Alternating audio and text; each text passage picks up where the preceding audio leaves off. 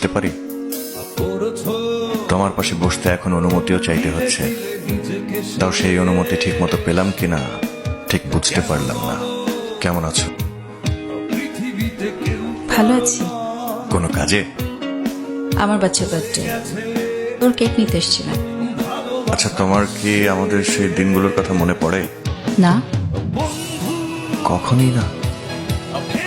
মেয়েদের অতীত থাকতে নেই, মেয়েদের থাকে বর্তমান আর ভবিষ্যৎ। আর বিয়ের পর মেয়েদের সংসারটাই বর্তমান, সংসারটাই ভবিষ্যৎ। সেই সংসারে আমারও তো থাকার কথা ছিল সামিয়া। এত ছোট জামা। শোনো, আমাদের যখন বিয়ে হবে ছোট্ট তুলতুলে পরীর মতো একটা মেয়ে বাচ্চা হবে, এই জামাটা তার জন্য রেখে দিও। সত্যি?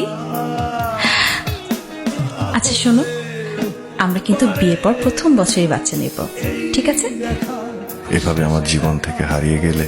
হারাতে না চাইলে ধরে রাখতে জানতে হয়। কবে যে তোমার একটা চাকরি হবে? কপালে যেদিন লেখা আছে সেদিন। তোমার কপালে আমি লেখা আছি তো। এত কিছুর পরেও আমি তোমার কাছে এসে কথা বলছি।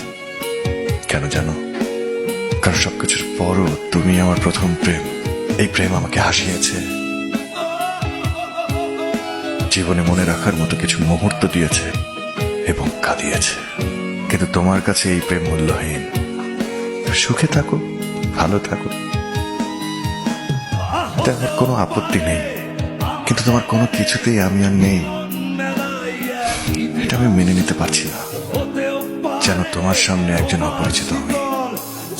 এক্সকিউজ মি ম্যাম, আপনার কেকটা রেডি, প্লিজ চেক করে জানাবেন। চেক করা লাগবে না, আপনি প্যাক করে গাড়িতে দিয়ে যান। ওয়েট, আচ্ছা, আমাদের মেয়ের নাম কি হবে? আরে রেখে দাও কিছু একটা। এসব নাম টাম রাখার ব্যাপারে তো তুমি বেশি এক্সপার্ট।